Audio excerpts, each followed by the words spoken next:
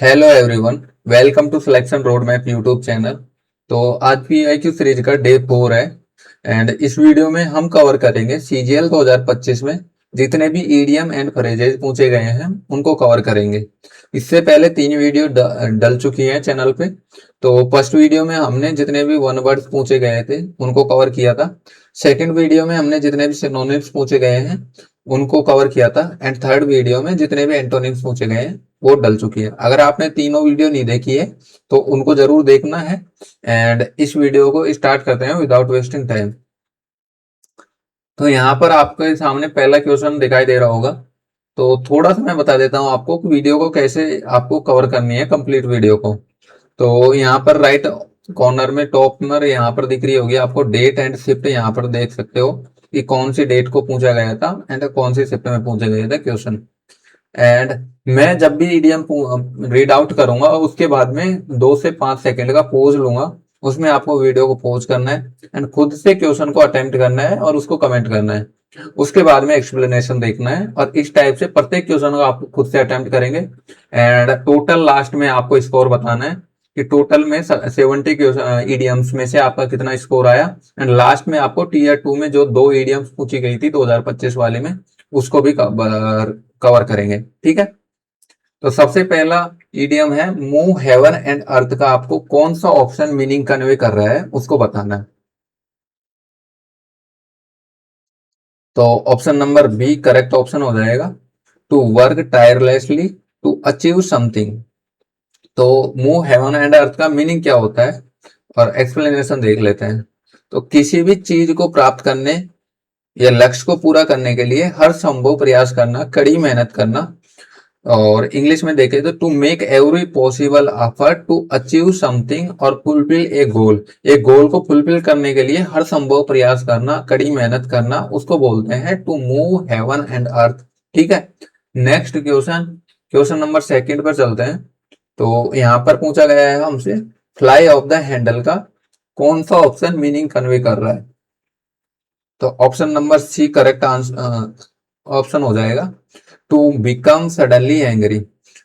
कोई भी व्यक्ति अचानक गुस्सा हो जाना, अपना आपा खो देना, उसको बोलते हैं फ्लाई ऑफ द हैंडल। यहाँ पर एक्सप्लेनेशन में भी सेम चीज लिखी है कि to lose one's temper suddenly and become angry. अचानक बहुत गुस्सा हो जाना और आपा खो देना उसको बोलते हैं fly of the handle. Next question, question number 3 पर चलते हैं। तो यहाँ पर पूछा गया है make no bones about it का आपको बेस्ट मीनिंग कौन सा ऑप्शन कन्वे कर रहा है। तो यहाँ पर हो जाएगा option number C to be direct and honest. ईमानदार होना, स्पष्ट बोलना, उसको बोलते हैं make no bones about it. ठीक है। एक्सप्लेनेशन में भी सेम चीज लिखी है to state something clearly and directly without hesitation and ambiguity. बिना किसी हिचकिचाहट के स्पष्ट बोलना और ईमानदार होना उसको बोलते हैं make no bones about it. ठीक है। नेक्स्ट क्वेश्चन, क्वेश्चन नंबर 4 पर चलते हैं। तो इसमें पूछा गया है has two strings to his bow. तो आपको पहले खुद से अटेम्प्ट करना है। करेक्ट ऑप्शन हो जाएगा ऑप्शन नंबर सी ही हैज एन एडिशनल स्किल और ऑप्शन टू रिलाई ऑन। किसी व्यक्ति के पास में एक्स्ट्रा स्किल होना जिस पर रिलाई कर सकता है वो, या फिर कोई ऑप्शन होना जिस पर रिलाई कर सकता है उसको बोलते हैं has two strings to his bow. तो यहाँ पर एक्सप्लेनेशन देख लीजिए। To have a backup plan या अल्टरनेटिव रिसोर्स और एक्स्ट्रा स्किल। किसी संकट के समय भरोसा करने के लिए अतिरिक्त कौशल या विकल्प होना उसको बोलते हैं has two strings to his bow. ठीक है। आसान भाषा में समझा दिया। नेक्स्ट क्वेश्चन नंबर 5 पर चलते हैं। तो यहाँ पर पूछा गया है show the white feather. White feather दिखाना उसको क्या कौन सा ऑप्शन कन्वे कर रहा है वो आपको खुद से चूज करना है। तो option number A correct answer हो जाएगा टू एक्ट कावर्डली। कायरतापूर्ण व्यवहार करना, संकट के समय, परेशानी के समय कायरतापूर्ण व्यवहार करना उसको बोलते हैं so the white figure. Explanation देख लीजिए, टू शो कॉवर्डाइज और फियर इन ए डिफिकल्ट और थ्रेटनिंग सिचुएशन, कायरता दिखाना या डरपोक हरकत करना, उसको बोलते हैं so the white feather. Next question 6 में पूछा गया है, cut from the same cloth. तो आपको कुछ अटेम्प्ट करना है पहले।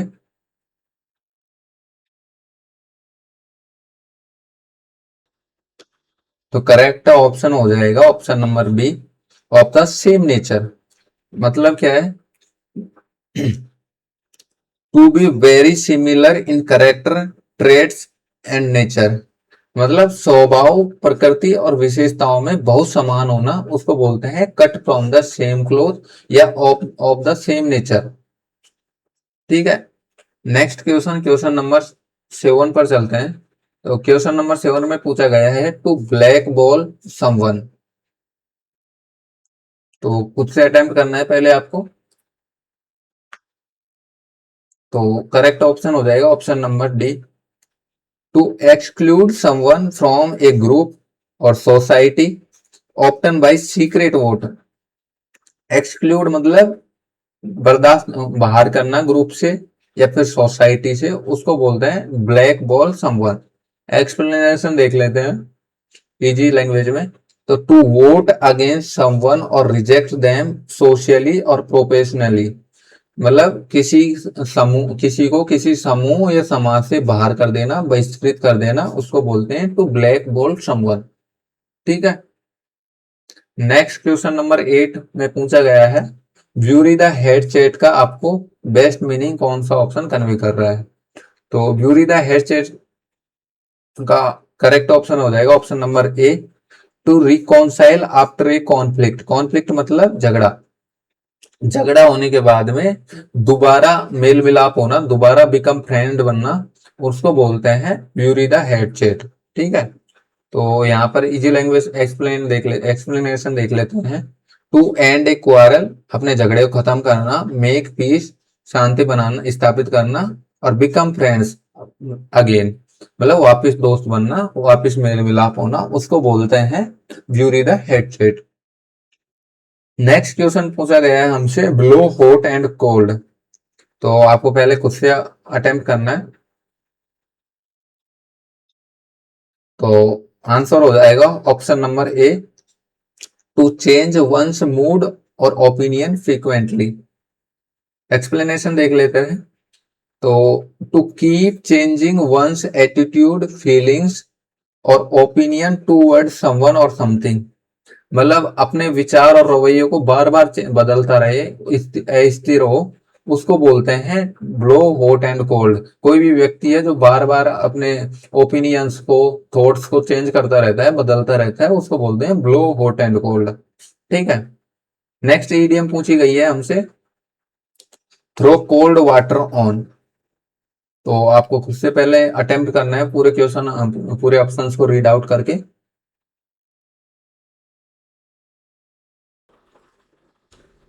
तो option number B correct option हो जाएगा, टू अपोज और डिस्करेज।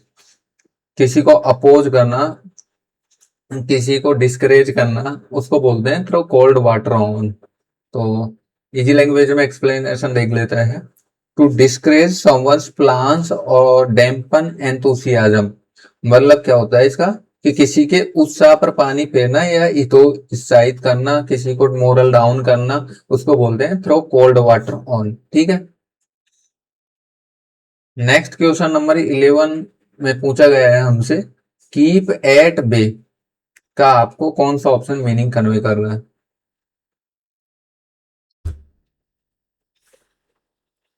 तो करेक्ट ऑप्शन हो जाएगा option number C, greatly inferior to. तो एक्सप्लेनेशन देख लेते हैं इजी लैंग्वेज में। मच लेस टैलेंटेड, कैपेबल और इम्प्रेसिव देन समवन एल्स, मतलब किसी की तुलना में बहुत ही हीन या कमतर होना, उसको बोलते हैं not fit to hold a candle to. ठीक है। तो ग्रेट इंफीरियर टू, इसको option number C correct option हो जाएगा। एंड आप इसकी एक्सप्लेनेशन देख ली होगी कि मच लेस टैलेंटेड, मतलब कि किसी की तुलना में बहुत कम होना, हीन होना, उसको उसका कंपैरिजन करना, उसको बोलते हैं not fit to hold a candle to. ठीक है। नेक्स्ट क्वेश्चन 21, उसमें इडियम पूछी गई है हमसे, to cry stinking fish. To cry stinking fish का मीनिंग कौन सा ऑप्शन कन्वे कर रहा है, उसको आपको बताना है। तो करेक्ट ऑप्शन नंबर हो जाएगा option number D, undervaluing one's own worth और एफर्ट्स। अपने खुद की एफर्ट्स की, अपनी कोशिशों की, अपनी कीमत की खुद को अंडर वैल्यू करना, उसकी खुद की बुराई करना, खुद की वैल्यू की, उसको बोलते हैं टू क्राई स्टिंगिंग फिश। ठीक है। यहाँ पर इजी लैंग्वेज में एक्सप्लेनेशन देख लेते हैं, to speak ill of one's own goods, family और वर्क, सेल्फ डिप्रेसिएशन। मतलब क्या होगा इसका, अपने ही काम, वस्तुओं और योग्यताओं की बुराई करना, उसको बोलते हैं टू क्राई स्टिंगिंग फिश। ठीक है। नेक्स्ट क्वेश्चन, क्वेश्चन नंबर 22 पर चलते हैं। तो इसमें इडियम पूछी गई है, वॉन हिज ल्योरेल्स का आपको कौन सा ऑप्शन करेक्ट ऑप्शन होगा। ठीक है।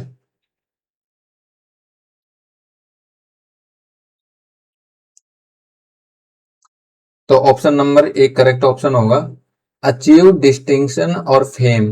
मतलब अपनी मेहनत से फेम पाना, सफलता पाना, उसको बोलते हैं वोन हिज ल्यूरेल्स। ठीक है। एक्सप्लेनेशन देख लेते हैं, टू अर्न होनर, ग्लोरी और डिस्टिंक्शन थ्रो अचीवमेंट। अपनी मेहनत से सम्मान, प्रसिद्धि या सफलता प्राप्त करना, उसको बोलते हैं वोन हिज ल्यूरेल्स। ठीक है। नेक्स्ट क्वेश्चन 23 में पूछा गया है, केम ऑफ एज। तो न्यू ईडियम लग रही है, तो खुद से अटेम्प्ट करना है पहले आपको। तो करेक्ट ऑप्शन हो जाएगा ऑप्शन नंबर ए, रीच अडल्टहुड लीगली और सोशली।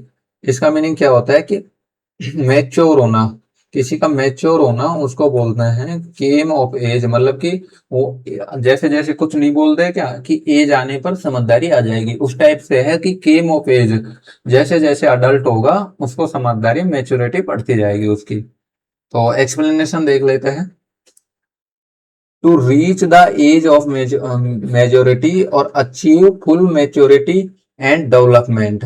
वयस्कता की आयु प्राप्त करना या पूरी तरह परिपक्व होना, मैच्योर होना, उसको बोलते हैं केम ऑफ एज। मतलब मैंने बताया था ना, वही मीनिंग है सेम। नेक्स्ट क्वेश्चन 24 में पूछा गया है, गाल एंड वॉर्महुड। गाल एंड वॉर्महुड का आपको कौन सा ऑप्शन मीनिंग कन्वे कर रहा है, उसको सेलेक्ट करना है।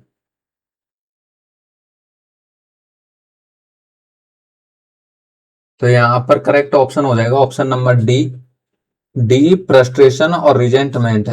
घृणा होना, किसी से बिटरनेस होना, उसको बोलते हैं गेल एंड वॉर्महुड।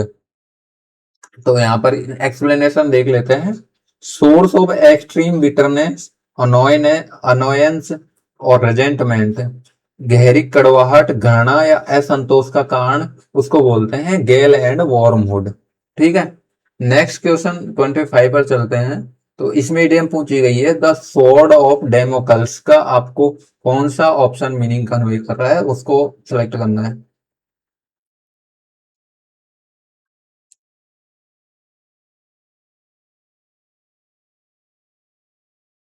तो ज्यादातर ईडीएम का आपको ईडीएम से ही भी मीनिंग कन्वे कर सकते हो।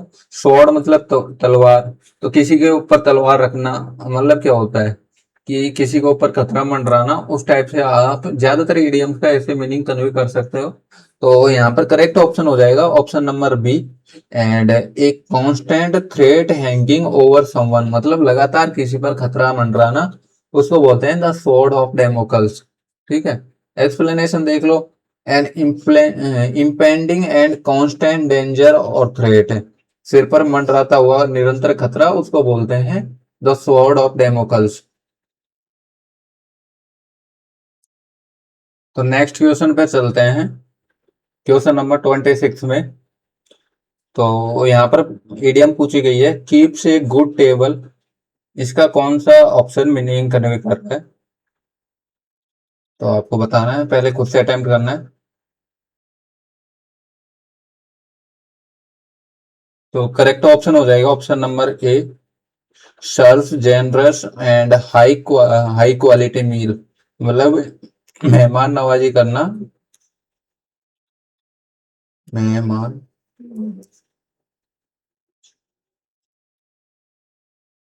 इसको बोलते हैं keep a good table. Explanation देख लेते हैं। तो यहाँ पर एक्सप्लेनेशन में देख लीजिए, to entertain guest hospitably with lavish and delicious food, मेहमानों को बढ़िया और स्वादिष्ट भोजन परोसना, मेहमान बाज करना होना, उसको बोलते हैं कीप्स ए गुड टेबल। ठीक है। नेक्स्ट क्वेश्चन 27 पर चलते हैं। तो नेक्स्ट क्वेश्चन 27 में ईडीएम पूछी गई है। Sorry. Hoist with one's own petard. तो आपको खुद से अटेम्प्ट करना है पहले।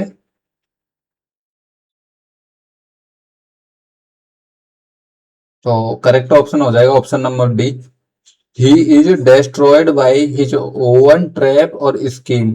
अपने खुद के षड्यंत्र में ट्रैप फंस जाना, उसको बोलते हैं hoist with one's own petard. Explanation देख लीजिए, ट्रैप्ड और harmed by one's own cunning plot और डिवाइस। इसका मतलब क्या है कि अपने ही बुने हुए जाल या षड्यंत्र में फंसकर बर्बाद हो जाना, उसको बोलते हैं होस्ट विद वंस ओवन पेटर्ड। ठीक है। नेक्स्ट क्वेश्चन, क्वेश्चन नंबर 28 पर चलते हैं। तो इसमें इडियम पूछी गई है हैंड एंड ग्लो। तो सबसे पहले आपको खुद से अटेम्प्ट करना है।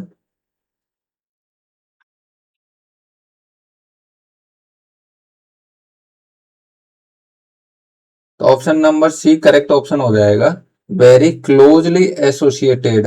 मतलब कि हैंड एंड ग्लो का मतलब होता है कि साठगांठ होना, आप मिले होना, उसको बोलते हैं हैंड एंड ग्लो। तो एक्सप्लेनेशन देख लीजिए, working in a close partnership और having a very intimate relationship, बहुत घनिष्ठ संबंध होना या मिलकर काम करना, उसको चोली दामन का साथ जिसको बोलते हैं, वो उसका मतलब हैंड एंड ग्लो का यही मीनिंग होगा। ठीक है।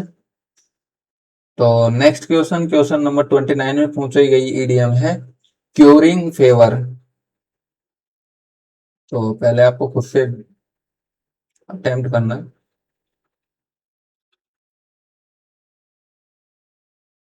तो यहाँ पर करेक्ट आंसर हो जाएगा option number B, seeking approval through flattery.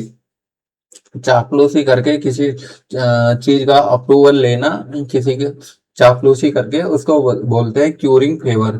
Explanation देख लीजिए, trying to win someone's support through excessive praise और फ्लैटरी, मतलब चापलूसी करके किसी का पक्ष या कृपा प्राप्त करना या किसी अप्रूवल को प्राप्त करना, उसको बोलते हैं क्यूरिंग फेवर। ठीक है। नेक्स्ट क्वेश्चन, क्वेश्चन नंबर 30 है, जिसमें पूछा गया है चैप्टर एंड वर्स का आपको कौन सा ऑप्शन मीनिंग कन्वे कर रहा है इस इडियम का। ठीक है।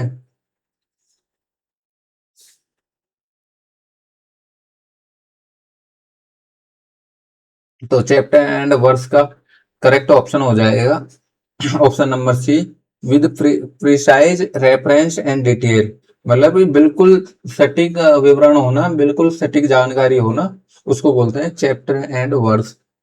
तो एक्सप्लेनेशन देख लीजिए, providing exact detail authorities and references, या फिर हिंदी में देख लीजिए सटीक विवरण या प्रमाण के साथ बात करना, उसको बोलते हैं चैप्टर एंड वर्स। ठीक है। तो नेक्स्ट क्वेश्चन 31 में पूछा गया है हमसे इडियम फ्लैश इन द फेन। तो काफी कॉमन इडियम है, तो खुद से अटेम्प्ट कर लीजिए।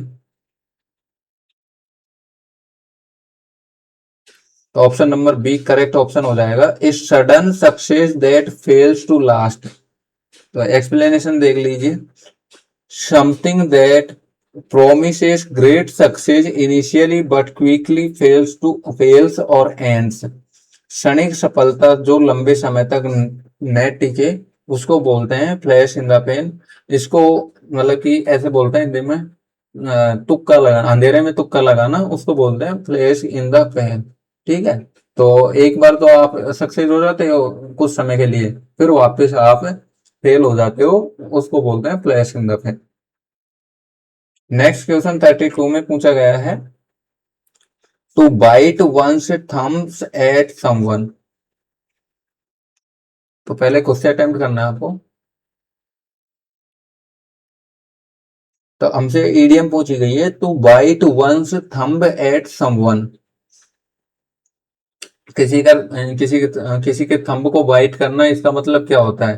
तो option number B correct option हो जाएगा, टू इंसल्ट समवन कंटेम्पचुअली, मतलब कि किसी को क्रिटिसाइज करना, उसको बोलते हैं to bite one's thumb at someone. तो एक्सप्लेनेशन देख लीजिए, टू शो डिसरेस्पेक्ट और इंसल्ट समवन विद कॉन्टेम्प्ट, और जिसको हिंदी में बोलते हैं किसी का अपमान करना या उपेक्षा पूर्ण व्यवहार करना, उसको बोलते हैं to bite one's thumb at someone. Question number 33, whistle in the dark. Whistle in the dark के लिए आपको कौन सा ऑप्शन मीनिंग कन्वे कर रहा है, उसको चूज करना है।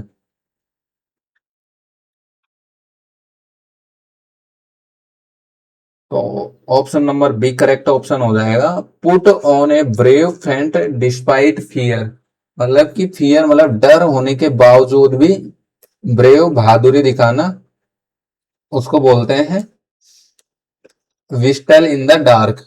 ठीक है, एक्सप्लेनेशन देख लीजिए, to pretend to be brave and optimistic in a fighting situation, डर के बावजूद बहादुरी का दिखावा करना, उसको बोलते हैं विस्टल इन द डार्क।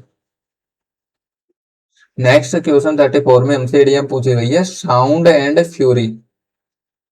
तो आपको पहले खुद से अटेम्प्ट कर लेना है। तो करेक्ट ऑप्शन हो जाएगा option number B, great approver that signify nothing. मतलब अप्रोवर मतलब हो हल्ला, बहुत ज्यादा हो हल्ला होना, जिसमें कोई सिग्निफाई नहीं होना, कोई रिजल्ट नहीं लगना, नथिंग मतलब सिग्निफाई नहीं, कोई इंपोर्टेंस नहीं होना उसकी, और उसका अप्रोवर बहुत हो हल्ला होना, उसको बोलते हैं साउंड एंड फ्यूरी। एक्सप्लेनेशन देख लीजिए, a great and noisy commotion that ultimately lakhs real meaning, मतलब बहुत शोर शराबा या हंगामा जिसका कोई परिणाम नहीं निकले, उसको बोलते हैं साउंड एंड फ्यूरी। नेक्स्ट 35 में योमन योमन सर्विस को आपको कौन सा मीनिंग कन्वे कर रहा है, एंड ये काफी कॉमन इडियम है, बार बार पूछी जाती है, तो इसको तो आपको पता होगा। तो ऑप्शन नंबर डी हो जाएगा correct option, an exceptionally loyal and useful service, मतलब बहुत ही अच्छी सर्विस देना, बहुत ही अच्छी सेवा करना, लॉयल्टी और वफादारी से सर्विस देना, उसको बोलते हैं ह्यूमन सर्विस। एक्सप्लेनेशन देख लीजिए, excellent loyal and highly beneficial work और सर्विस, अत्यंत उपयोगी निष्ठावान और सराहनीय सेवा करना, उसको बोलते हैं ह्यूमन सर्विस। ठीक है, नेक्स्ट ईडीएम पूछी गई है हमसे, coals of fire upon his head. Coals of fire upon his head का आपको कौन सा ऑप्शन मीनिंग कन्वे कर रहा है, उसको बताना है।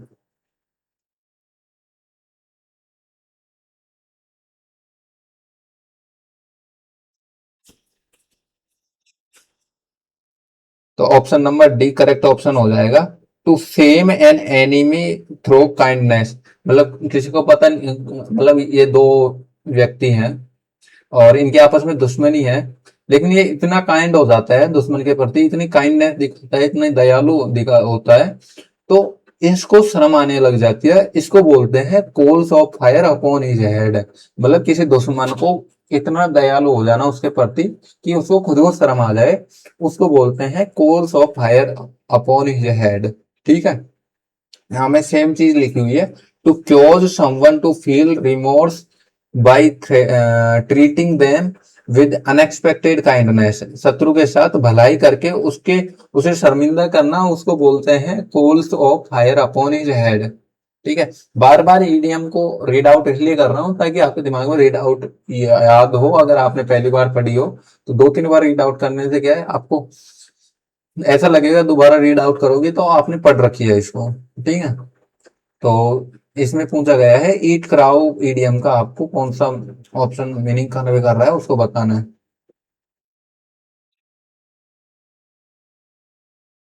तो option number D correct option हो जाएगा। एडमिट वंस एरर और एंड्योर ह्यूमिलिएट। तो अभी एक ईडीएम और आई थी, ईट ईट ह्यूमन पाई, कुछ ऐसे था। और ईट कराओ दोनों का सेम मीनिंग था। और वो ईडीएम को आपको कमेंट में कमेंट करना है कि कौन सी ईडीएम थी। Admit one's error and endure humiliate मतलब अपनी गलती स्वीकार करना और अपमान को स्वीकार करना विनम्रता से, उसको बोलते हैं ईट कराओ। यहाँ पर सेम चीज लिखी हुई है कि to humiliated admit that one was wrong and accept defeat. मतलब अपनी गलती को स्वीकार करना कर अपमान सहना उसको बोलते हैं ईट क्राउ। या ईट हम्बल पाई था शायद उसका, ईट हम्बल पाई थी वो इडियम, जिसका भी सेम मीनिंग था। ठीक है, नेक्स्ट क्वेश्चन 38 इसमें पूछी गई है टू ड्रॉ द लॉन्ग बो। टू ड्रॉ द लॉन्ग बो ईडीएम का आपको कौन सा ऑप्शन मीनिंग कन्वे कर रहा है।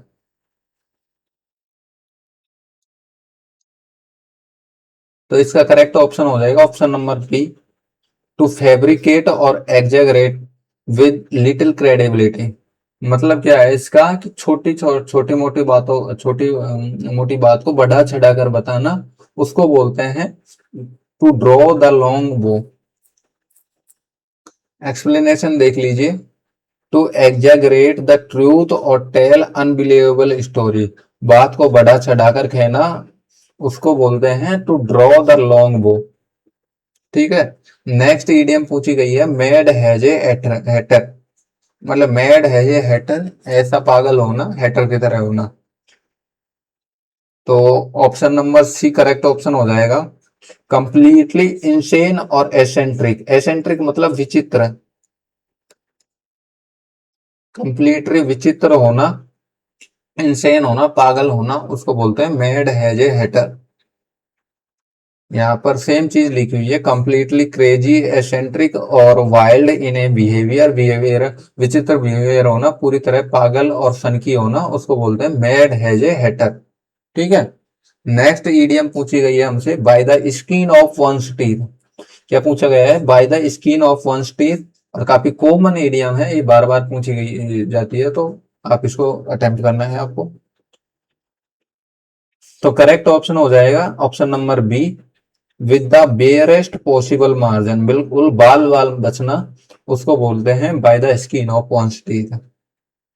सेम चीज यहाँ पर एक्सप्लेनेशन में लिखी हुई है, बेयरली सक्सीडिंग और escaping a situation by a very narrow margin. Narrow margin से बचना, बहुत कम अंतर से बाल बाल बचना, उसको बोलते हैं by the skin of one's teeth. ठीक है, नेक्स्ट क्वेश्चन 41 जिसमें पूछी गई ईडियम है throw one's hat into the ring. क्या पूछी है, throw one's hat into the ring.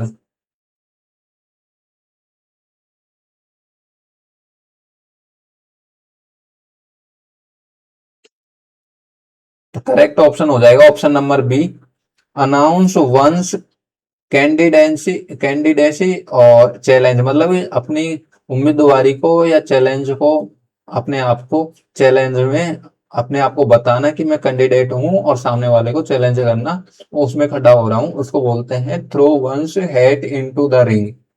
ठीक है, एक्सप्लेनेशन देख लेते हैं।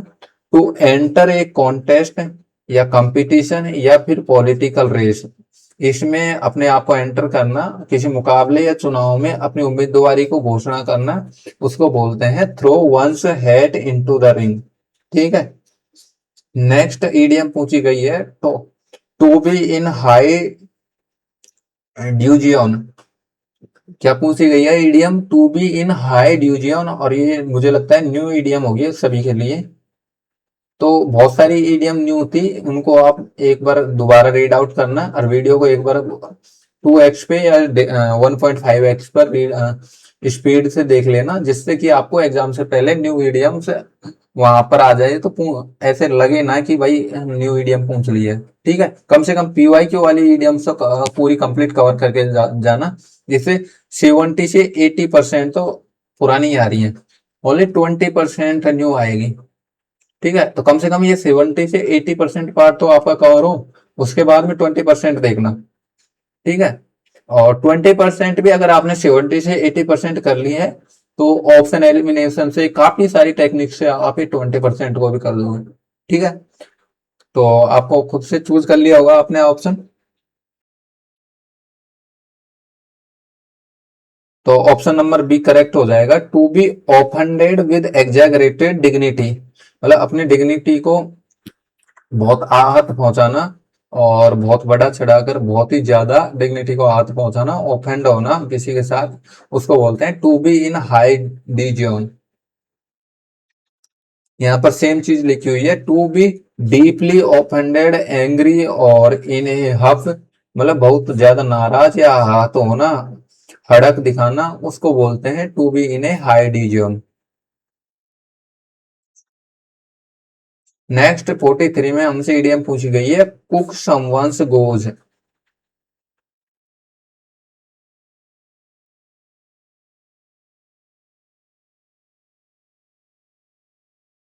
तो करेक्ट ऑप्शन हो जाएगा option number B, ruin someone's plans और प्रोस्पेक्ट्स, किसी के प्लान्स को, किसी के क्या बोलते हैं हिंदी में इसको, प्लान्स बोल लीजिए, प्लान्स को बर्बाद करना, रियून करना, उसको बोलते हैं कुक समवंस गूज। यहाँ पर एक्सप्लेनेशन देख लीजिए, टू कंप्लीटली स्पॉयल और ruin someone's chances of success, मतलब किसी के सक्सेस होने के चांस को स्पॉइल करना, ruin करना, बर्बाद करना, और उसको बोलते हैं कुक समवंस गुज। ठीक, नेक्स्ट 44 में इडियम पूछी गई है, टू सप विद द डेविल, इसका ईडीएम का आपको कौन सा ऑप्शन मीनिंग कन्वे कर रहा है उसको बताना है।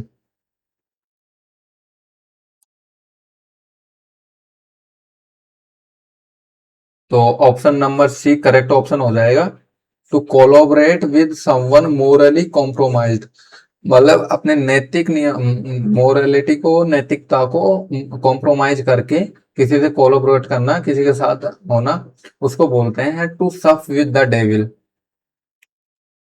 तो यहाँ पर एक्सप्लेनेशन देख लीजिए, टू एसोसिएट और डील विद डेंजरस, विक्ड और अनस्क्रूपुलस पीपल, मतलब बुरे या भ्रष्ट व्यक्ति के साथ साझेदारी करना, उसको एसोसिएट होना, उसको बोलते हैं टू सफ विद द डेविल।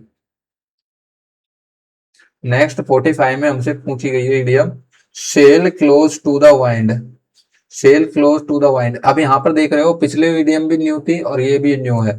ठीक है, तो इनको आपको एक बार वापस वीडियो देख लेना, लेकिन इनको एक बार रट लेना एग्जाम अपनी नेक्स्ट सीजीएल 2026 वाले एग्जाम से पहले। ठीक है, तो आपने अटेम्प्ट कर लिया होगा। तो करेक्ट ऑप्शन हो जाएगा option number A, operate at the very edge of legality और प्रोस्पेरिटी, मतलब कोई भी जोखिम भरा, बिल्कुल जोखिम भरा काम करना, उसको बोलते हैं sail close to the wind. English explanation देख लेते हैं, to take risk by doing something that is close to being illegal और अनएथिकल, नियमों या कानून की सीमा के बिल्कुल करीब हो, जोखिम भरा काम करना, मतलब कि जो रिस्क लेना है, ऐसी रिस्क लेना जो इलीगल हो, इलीगल इलीगल काम से बिल्कुल क्लोज हो, उसको बोलते हैं sail close to the wind. Sail का मतलब होता है जहाज। ठीक है, नेक्स्ट क्वेश्चन, क्वेश्चन नंबर 46 में हमसे इडियम पूछी गई है, ऑन टेंटर हुक है। तो आपको ऑन टेंटर हुक का आपको बताना है कि कौन सा ऑप्शन कन्वे कर रहा है। तो option number D correct option हो जाएगा, कंफ्यूज्ड बाय कॉन्ट्राडिक्शन। ठीक है, सॉरी मैंने गलती से इसको, ऑन टेंटर हुक है, सॉरी। तो यहाँ पर option number A correct option हो जाएगा, in a state of painful suspension, suspense, in a state of painful suspense. Explanation देख लेते हैं। तो tense, anxious and in suspense waiting for an outcome, मतलब उत्सुकता और चिंता से बेचैन होना। टेंटर ऑन टेंटर हुक है ये, मैंने गलती से इसको परप्लेक्स कुछ और पढ़ लिया था, ठीक है। तो उत्सुकता और चिंता से बेचैन होना उसको बोलते हैं ऑन टेंटर हुक, ठीक है। Next question 47, hang fire EDM का आपको कौन सा ऑप्शन मीनिंग कन्वे कर रहा है वो बताना है, ठीक है। तो हैंग फायर का करेक्ट ऑप्शन हो जाएगा ऑप्शन नंबर ए, डिले टेकिंग एक्शन और मेकिंग ए डिसीजन, मतलब डिले करना एक्शन लेने में और डिसीजन लेने में, डिले करना, देरी करना, टालना, उसको हैंग फायर बोलते हैं उसको। सेम चीज यहाँ पर इंग्लिश में एक्सप्लेनेशन में लिखी हुई है, टू रिमेन अनडिसाइडेड, पोस्टपोन्ड और डिलेड, मतलब किसी निर्णय या कार्य में देरी करना, टालना, उसको उसको बोलते हैं हैंग फायर, ठीक है। तो नेक्स्ट ईडीएम हमसे पूछी गई है 48 में, to play the second fiddle, ठीक है। To play the second fiddle idiom का कौन सा ऑप्शन मीनिंग कन्वे कर रहा है उसको आपको बताना है।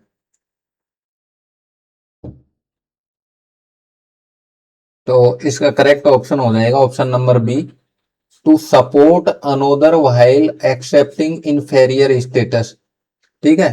तो एक्सप्लेनेशन देख लेते हैं यहाँ पर, टू प्ले ए सबऑर्डिनेट और secondary role to someone else, मतलब किसी अन्य व्यक्ति के अधीन या अधीन भूमिका निभाना उसको बोलते हैं to play the second fiddle, ठीक है। टू प्ले ए सबऑर्डिनेट या secondary role to someone else, ठीक है। सबॉर्ड किसी के नीचे या किसी के अधीन में कोई रोल भूमिका निभा रहा है उसको बोलते हैं to play the second fiddle, ठीक है। नेक्स्ट क्वेश्चन 49 में हमसे इडियम पूछी गई है, no which way the wind blow, क्या पूछा गया है, no which way the wind blow, ठीक है। तो इसका आपको करेक्ट ऑप्शन बताना है, चूज करना है खुद से। तो करेक्ट ऑप्शन हो जाएगा यहाँ पर option number C, sense how events और opinion are trending before acting, मतलब कि कोई भी चीज का ट्रेंड क्या चल रहा है और क्या ओपिनियन रखने चाहिए इवेंट्स के टाइम पे, और किस टाइप से, मतलब कि आपको कोई व्यक्ति नहीं होता कि चीजों को पहले से भाप लेता है, पहले से चीजों को सेट कर लेता है, तो उसको बोलते हैं know which way the wind blow, मतलब किस दिशा में हवा बह रही है उसका ध्यान रखना, मतलब ट्रेंड क्या चल रहा है उसके अकॉर्डिंग ओपिनियन रखना, उसको बोलते हैं know which way the wind blows, ठीक है। यहाँ पर इंग्लिश में भी यही लिखा हुआ है, to understand how a situation is developing और how public opinion is shifting, मतलब समय और परिस्थितियों के रुख को पहचानना उसको बोलते हैं know which way the wind blow, ठीक है। नेक्स्ट क्वेश्चन 50 में हमसे इडियम पूछी गई है, ब्रेक वंस डक, ठीक है। क्या पूछा गया है, ब्रेक वंस डक, उसका आपको कौन सा ऑप्शन मीनिंग कन्वे कर रहा है। तो option number C correct option हो जाएगा, achieve a first success after previous failures, मतलब पिछले फेलियर्स को ब्रेक, मतलब पिछले फेलियर्स के बाद में अपनी पहली सक्सेस होना, पहली बार सफल होना, उसको बोलते हैं ब्रेक वंस डक, ठीक है। To make a successful start और अचीव वंस फर्स्ट सक्सेस, असफलताओं के बाद अपनी पहली सफलता प्राप्त करना, खाता खोलना, उसको बोलते हैं break one's duck. Next question 51 में पूछा गया है, cut me dead, cut me dead idiom कौन से ऑप्शन आपको मीनिंग करवे कर रहा है।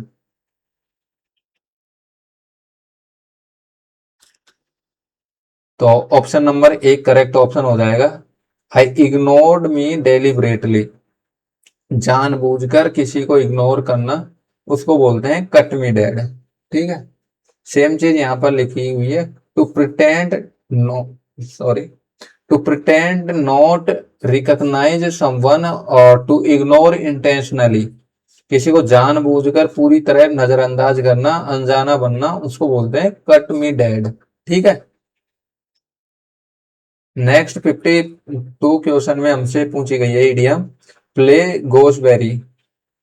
ठीक है, प्ले गूसबेरी इडियम है, उसको कौन सा ऑप्शन कन्वे कर रहा है उसको बताना है।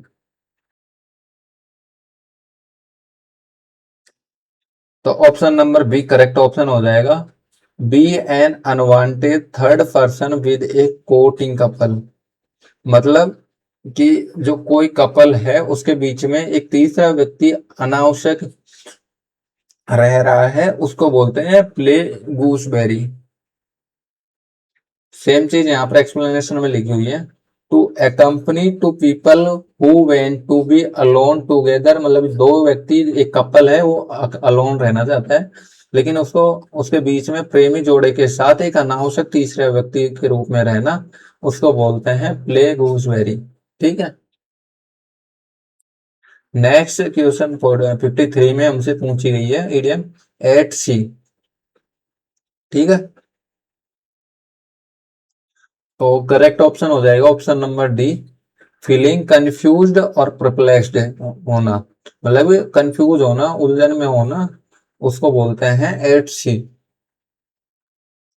यहाँ पर एक्सप्लेनेशन देख लीजिए कंप्लीटली कंफ्यूज्ड, पजल्ड और डिसओरिएंटेड, मतलब पूरी तरह से उलझन में होना या समझ नहीं पाना क्या करना है उसको बोलते हैं एट सी। ठीक है। नेक्स्ट क्वेश्चन नंबर 54 में पूछी गई है इडियम कट द कोडियन नोट। ठीक है, कॉमन कॉमन है, ये पिछली भी कॉमन थी एट सी वाली भी, और ये भी कॉमन इडियम है।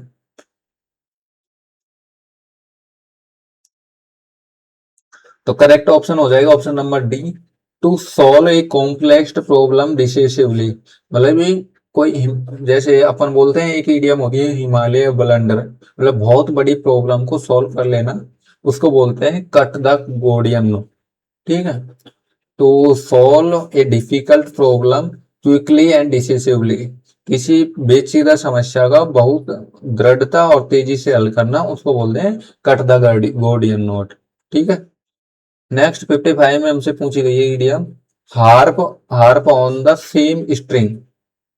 हार्प क्या होती है? चाकू होता है ना वो, जहाज में जहाज चलाते टाइम उस चाकू को बैक साइड करते हैं पानी में, उसको बोलते हैं हार्प। ठीक है, harp on the same string.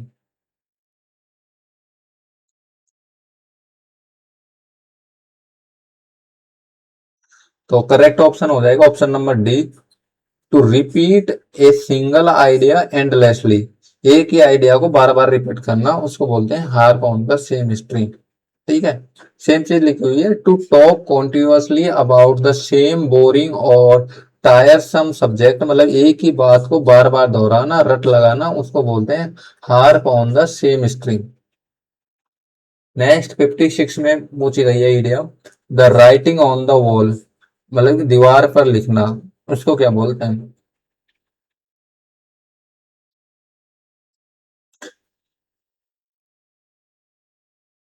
तो option number B correct option हो जाएगा एक clear warning of an inevitable doom, मतलब एक वार्निंग जिसको इनएविटेबल मतलब कि नकारा नहीं जा सकता, क्लियर वार्निंग उसको बोलते हैं the writing on the wall.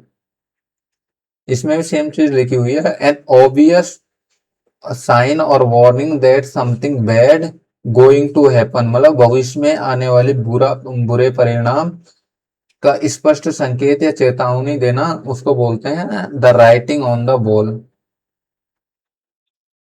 57 में एरियम पूछी गई है jump the shark. Jump the shark कौन सा ऑप्शन मीनिंग कर रहा है कमेंट में पहले आपको खुद से अटेम्प्ट करना है।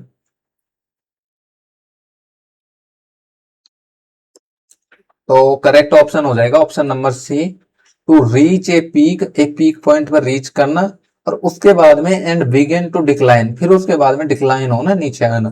ठीक है, तो इसका जंप द सार का मतलब होता है एक बार पीक पॉइंट पर जाना और उसके बाद में गिरना। तो to reach a point where quality start to decline after the peaking, मतलब क्या है कि सर्वोत्तम स्तर पर पहुंचने के बाद गुणवत्ता में गिरावट आना उसको बोलते हैं जंप द शार्क। ठीक है। नेक्स्ट 58 में पूछी गई है idiom not in my line. Not in my line का आपको कौन सा मीनिंग कन्वे कर रहा है ऑप्शन, उसको बताना है।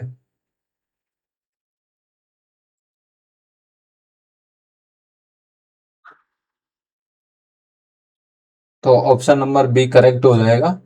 Not related to my area of expertise, मतलब जिसमें मैं एक्सपर्ट हूँ उस एरिया में नहीं आती ये, रिलेटेड उस चीज से या जो मेरी विशेषता है उससे रिलेटेड नहीं है, उसको बोलते हैं नॉट इन माई लाइन। मतलब मेरी लाइन में नहीं होना, मतलब मेरे एरिया में नहीं आती है वो चीज, उसको बोलते हैं नॉट इन माई लाइन। ठीक है। सेम चीज यहाँ पे लिखी हुई है, आउटसाइड वंस फील्ड और नॉलेज इंटरेस्ट और एक्सपर्टाइज, मेरे क्षेत्र या विशेषता से बाहर होना उसको बोलते हैं not in my line. Next 59 में पूछी गई है इडियम रेड हेरिंग।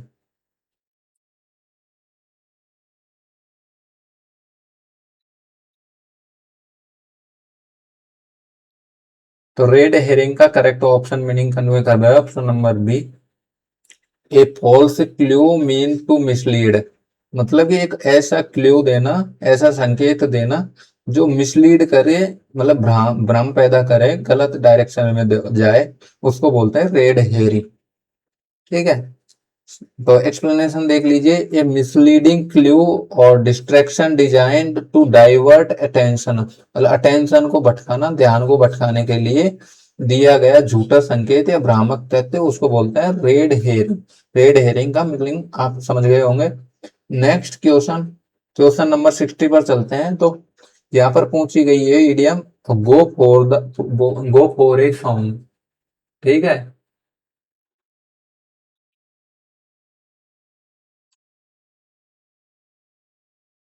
तो गो फॉर ए सॉन्ग का ऑप्शन करेक्ट ऑप्शन हो जाएगा यहाँ पर सोल्ड वेरी चीपली। ठीक है। एक्सप्लेनेशन देख लीजिए, sold at a very low और बारगेन प्राइस, बारगेन प्राइस पे किसी चीज को खरीदना या फिर बहुत ही कम कीमत पर बिकना या कोड़ियों के भाव बिकना, उसको बोलते हैं गो फॉर ए सॉन्ग। मतलब कि जैसे ऐसे नहीं होता कि भाई गानों के भाव बक रहा है, मतलब बहुत सारे अबंडेंट गाने होते हैं तो मतलब कि बहुत ही कम कीमत पर बिकना, उसको बोलते हैं go for a song. Not to mince matters, not to mince matters का आपको कौन सा ऑप्शन मीनिंग कन्वे कर रहा है, उसको आपको पहले चूज करना है खुद से।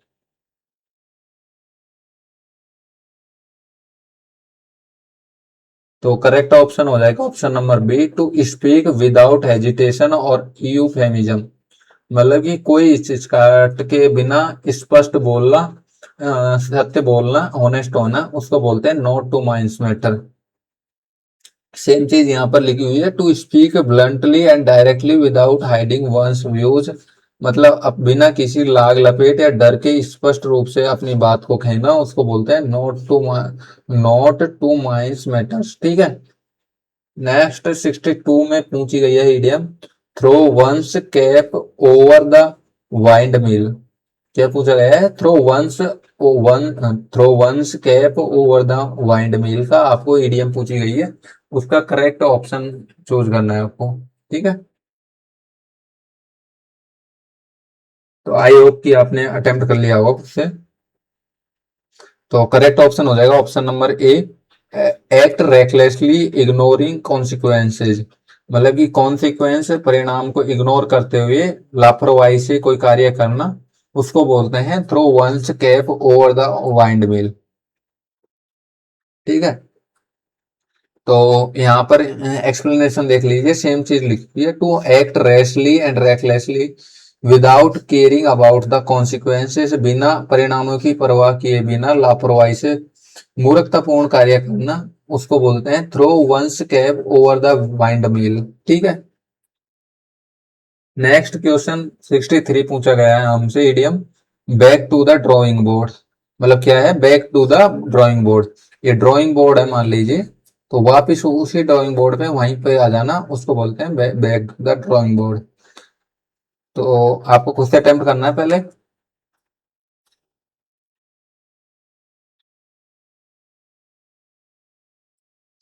तो ऑप्शन नंबर ए करेक्ट हो जाएगा इसमें। बताया गया है कि to start over after a failure, मतलब फेलियर के बाद में वापस की वर्क को स्टार्ट करना, उसको बोलते हैं back to the drawing board. ठीक है, तो यहाँ पर एक्सप्लेनेशन भी सेम लिखा हुआ है, to start planning a subject again from scratch after a failure, मतलब स्क्रैच से शुरू करना वो योजना को, असफलता के बाद एक नए सिरे से योजना बनाना शुरू करना, उसको बोलते हैं back to the drawing board. ठीक है, नेक्स्ट 64 में पूछी गई है idiom in the bud. In the bud idiom का कौन सा ऑप्शन मीनिंग कन्वे कर रहा है, उसको आपको खुद से चूज करना है। तो option number A correct option हो जाएगा, इन द ईयरली और डेवलपिंग स्टेज, शुरुआती अवस्था में होना, डेवलपिंग स्टेट में होना, उसको बोलते हैं इन द बड। ठीक है, यहाँ पर इंग्लिश मीनिंग भी सेम चीज लिखी हुई है, in the very yearly stage of development, शुरुआती अवस्था में होना, जैसे कली के रूप में होना, उसको बोलते हैं इन द बड। ठीक है, यहाँ पर पूछा गया है, ये क्वेश्चन थोड़ा डिफरेंट टाइप में पूछा गया है। इसमें पूछा बोला है कि कंप्लीट द कोलोकेशन, इसको कंप्लीट करना है, इसको मीनिंग को। तो यहाँ पर ऑप्शन क्वेश्चन है, she managed to secure the internship after her mentor discreetly within the, यहाँ पर डैश है, within the organization। क्या पूछा, क्या बोल रही है, she managed to secure the internship, उसने उसको मैनेज करना है, इंटर्नशिप को सिक्योर करना है, after her mentor discreet, mentor discreetly dash within the organisation. ठीक है, तो इसके लिए कौन सी ईडियम यहाँ पर सही पुट होगी, यहाँ पर इसका सही जो मीनिंग कन्वे कर रहा है, जो कौन सा ईडियम मीनिंग कन्वे करेगी, उसको आपको बताना है। यहाँ पर चार ईडियम है, quality day, point two the point, in the long term, और पुल्ड ए फ्यू स्ट्रिंग्स। इन चार ईडियम में से कौन सा ईडियम यहाँ इसके मीनिंग को कन्वे कर रहा है, उसको आपको बताना है। ठीक है, क्वेश्चन समझ आ गया कि यहाँ पर एक सिचुएशन दे रखी है, she manage to secure the internship after her mentor discreetly within the organisation. ठीक है, अब यहाँ पर जो सिचुएशन दे रखी है, उसको जो मीनिंग दे रखा है, उसको आपको यहाँ पर ईडियम को पुट करना है जो कन्वे करेगा इसको। ठीक है, तो आप एक बार चारों में से खुद से अटेम्प्ट कर लीजिए, भले आपको आता है नहीं आता है, लेकिन जैसे ईडीएम का मीनिंग तो आता होगा आपको, तो उनको ही उनमें से ही चूज करने की कोशिश करिए। करेक्ट ऑप्शन हो जाएगा ऑप्शन नंबर डी। ठीक है, पुल्ड ए फ्यू स्ट्रिंग्स। अब इसका एक्सप्लेनेशन देख लेते हैं सबसे पहले। तो जो एक्सप्लेनेशन है, पुल्ड ए फ्यू स्ट्रिंग्स का मीनिंग है, वो है टू यूज पर्सनल इन्फ्लुएंस और connection to obtain an advantage, अपने संपर्कों या प्रभाव का इस्तेमाल करके काम निकलवाना, उसको बोलते हैं सिफारिश लगाना। अब यहाँ पे क्या है, क्वेश्चन क्या दिया था अपने को, she manage to secure the internship after her mentor discreetly within the organisation. उसने ऑर्गेनाइजेशन से इंटर्नशिप को, मतलब मेंटर से डिस्क्रीटली उसने एडवांटेज लेके अपने इंटर्नशिप को कंप्लीट किया है, ऑर्गेनाइजेशन में किसी एडवांटेज लिया है अपने प्रभाव से या अपने जानकारी से। तो उसके लिए ये जो ईडीएम थी ऑप्शन नंबर डी में, पुल्ड ए फ्यू स्ट्रिंग्स, इसका मीनिंग भी सेम इसी का सिमिलर हो जाएगा कि इस अपने संपर्कों या प्रभाव का इस्तेमाल करके काम निकलवाना, सिफारिश लगाना। ठीक है, तो ये दोनों इस टाइप से क्वेश्चन आते हैं, और ये क्वेश्चन ये पहली बार नहीं पूछा गया, पहले भी जैसे टीसीएस थी उस टाइम भी इस टाइप के क्वेश्चन आते थे कि पहले एक सेंटेंस दे दिया होता है ना, उसके नीचे आपको चार ईडियम्स दे रखी होती हैं, और उनमें से आपको देखना होता है कि कौन सी ईडियम का मीनिंग सिमिलर सेंटेंस कन्वे हो रहा है। वो 2023 में भी पूछा गया था, अभी भी पूछ रहा है। तो ऐसा नहीं है कि ये न्यू टाइप है, बस इसको आपको एक बार पहले सेंटेंस का मीनिंग आना चाहिए, और फिर नीचे जो इडियम दे रखी है वो आनी चाहिए। ठीक है, तो नेक्स्ट क्वेश्चन पर चलते हैं, क्वेश्चन नंबर 66 पर। तो यहाँ पर पूछा गया है idiom sitting on the fence. Common idiom है sitting on the fence, idiom का आपको कौन सा मीनिंग ऑप्शन मीनिंग कन्वे कर रहा है उसको बताना है। ठीक है,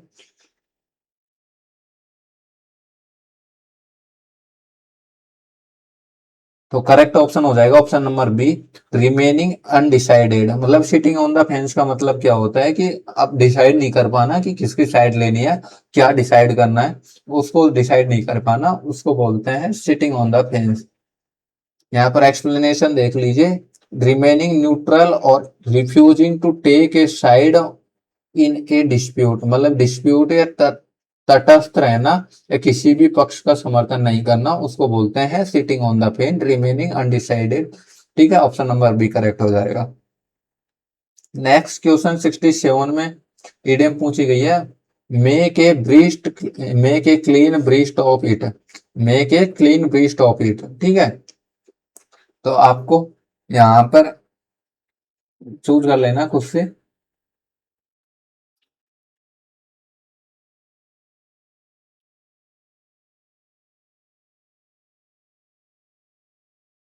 तो क्यों option number A correct option हो जाएगा, टू एडमिट समथिंग ऑनेस्टली। अब मतलब make a clean breast of it का मतलब क्या होता है कि अपने आप को ईमानदारी से एडमिट कर लेना, कोई चीज को, कोई गलती को, उसको बोलते हैं make a clean breast of it. ठीक है, टू कन्फेस फुली और honestly about something wrong doing.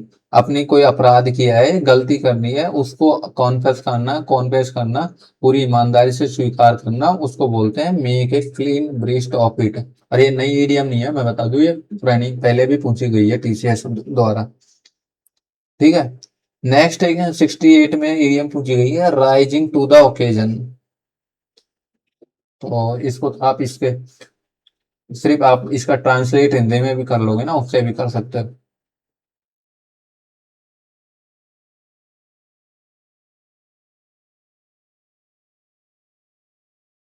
तो करेक्ट ऑप्शन हो जाएगा ऑप्शन नंबर ए, परफॉर्मिंग एक्सेप्शनली अंडर प्रेशर।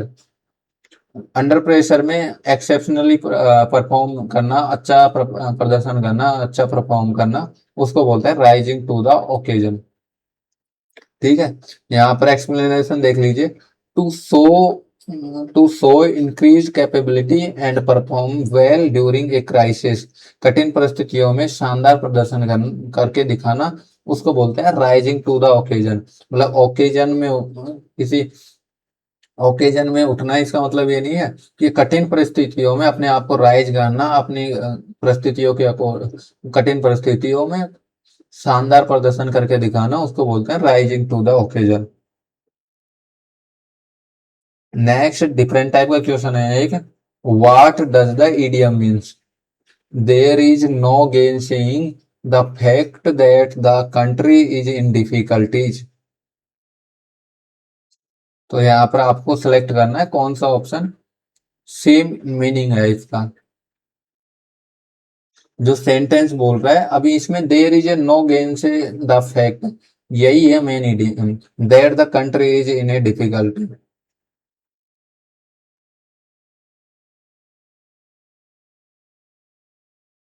तो करेक्ट ऑप्शन है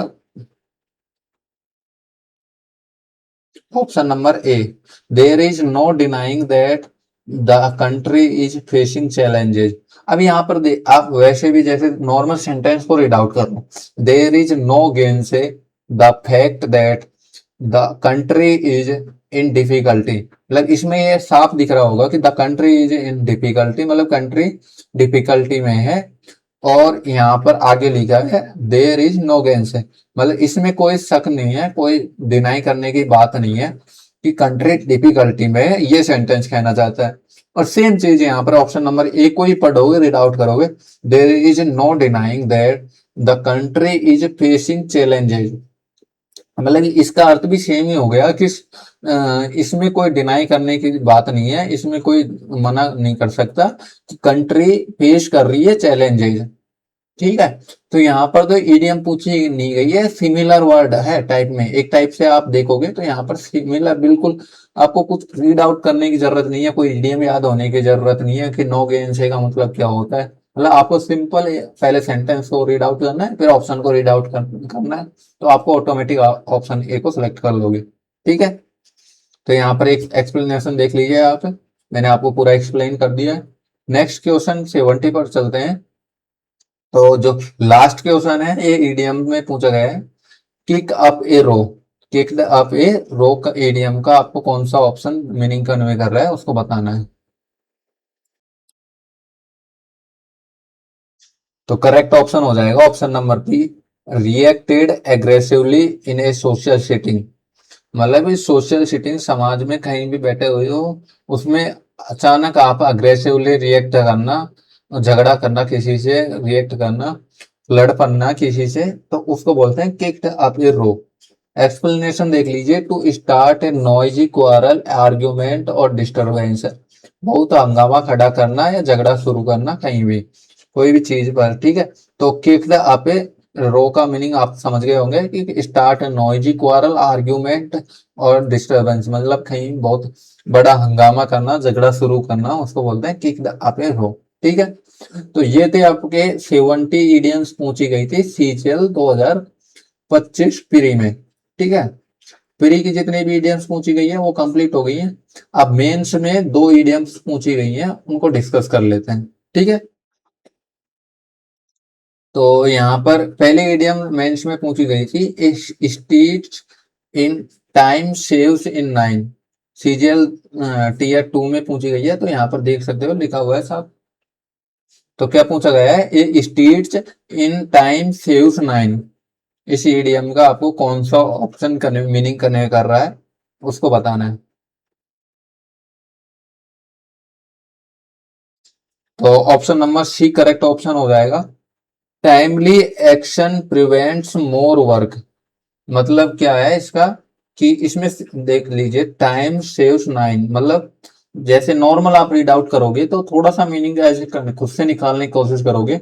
तो timely save, timely action prevents more work, मतलब टाइम से अगर कोई एक्शन ले लेते हैं, डिसीजन ले लेते हैं, तो ज्यादा वर्क करने से बच सकते हैं, ठीक है। इसमें ये ऑप्शन नंबर सी में ये लिखा हो, ठीक है। और यहाँ पर भी ये टाइम सेव करने की बात कर रहा है।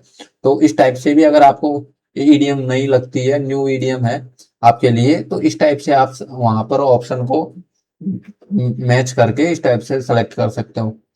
बाकी आपको ईडीएम आपने अगर पहले से रीड आउट कर रखी है तो आप इजीली सेलेक्ट कर सकते हो। तो सेम एक्सप्लेनेशन देख लीजिए, dealing with a problem immediately prevents it from becoming a bigger issue letter.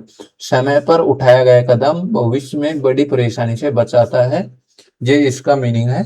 A stage in time saves 9 का, ठीक है। नेक्स्ट सेकेंड इडियम पूछी गई थी सीजीएल मेंस में, to strain at a to strain at a gnat and swallow a camel. क्या पूछी गई है इडियम, वापिस मैं रीड आउट करके बताता हूँ आपको। To strain at a gnat and swallow a camel. तो खुद से आप पहले अटेम्प्ट कर लीजिए।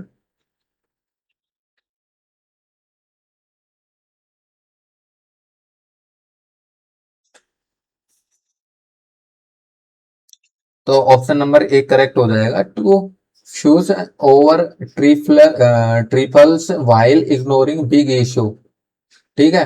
तो मतलब छोटी छोटी चीजों पर ज्यादा फोकस करना, बजाय के बिग इश्यू के, बड़ी प्रॉब्लम को फोकस करने के बजाय छोटी छोटी चीजों में उलझे रहना, उसको बोलते हैं to strain at a gnat and swallow a camel.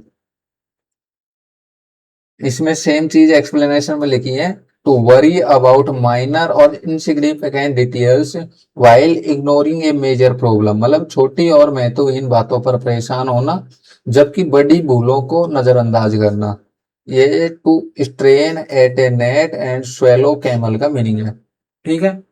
तो आई होप कि आपको वीडियो पसंद आई होगी। अगर आपने selection road map YouTube channel को सब्सक्राइब नहीं किया है तो इसको जरूर सब्सक्राइब कर ले। एंड अगर इनका टेलीग्राम चैनल ज्वाइन नहीं किया है, जो selection road map YouTube channel, selection road map नाम से ही ये लिंक है आपके सामने, इसको स्कैन करके भी आप ज्वाइन कर सकते हो। तो उसको ज्वाइन कर लेना, सारी पीडीएफ आपको वहीं मिलेगी। एंड पीवाई की टॉपिक वाइज प्रैक्टिस भी मिलेगी वहां पे, और जो आगे की वीडियोस की अपडेट है वो भी वहीं मिलती रहेगी आपको, ठीक है। तो चलिए मिलते हैं पीवाई की सीरीज के नेक्स्ट वीडियो में। तब तक के लिए take care and bye bye.